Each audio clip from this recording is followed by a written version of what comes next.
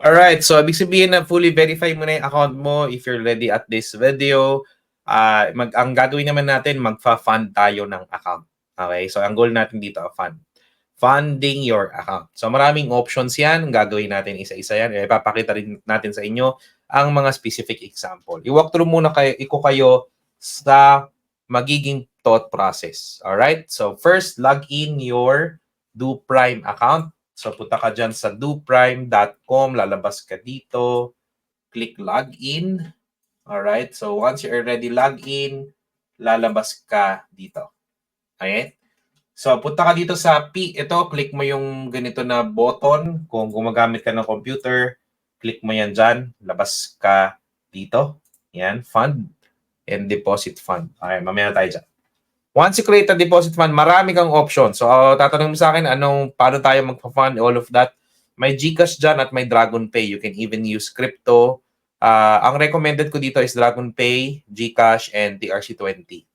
So, simulan muna natin using DragonPay GCash or DragonPay options. Yun ang gagawin natin. Pag click kasi natin yung DragonPay options, marami tayo dyan pwedeng pang-deposit. Which is this button. So, pag nilik mo yan, lalabas kasi to kung magkano i-deposit mo. And then everything will be here. Okay, example, select mo yung GCash, yung QR, PH, yung mangyayari. Alright? So, gawin natin yan. Example, I want to deposit. Ang mangyayari kasi dito, guys, yung deposit mo, mapupunta yan sa wallet mo. May wallet ka, which is this one. Okay? So, wallet tayo. Deposit ako dito ngayon. Okay, select ko. Example, gusto ko mag-deposit $200. Okay, punta ako dito. DragonPay. Yan, DragonPay. And then example, ang gusto kong ma-deposit is $200. Okay? Or yan. Ang conversion rate will be this one. Yan sa baba. Ang magiging minimum. And then lalabas ngayon ako sa local bank transfers. Yung payment gateway ko. And then lalabas yung DragonPay mismo.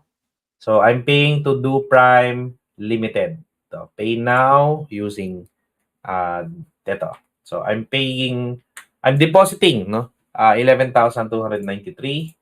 Gusto ko ng GCash dito, QRPH.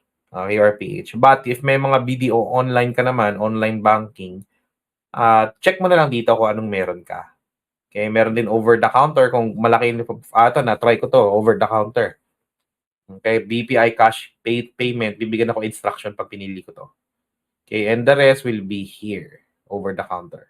So for now, gagawin natin dito is QRPH kasi GCash yung gagamitin ko. And then, isa-scan ko lang yan using my GCash. Once it's already there, papasok yan to my funding. Mapupunta yan sa wallet ko. Mapupunta yan dito sa wallet ko. Alright? So, example, gusto ko na ngayong gumawa ng account, yun ang gagawin naman natin sa next video. See you on the next video.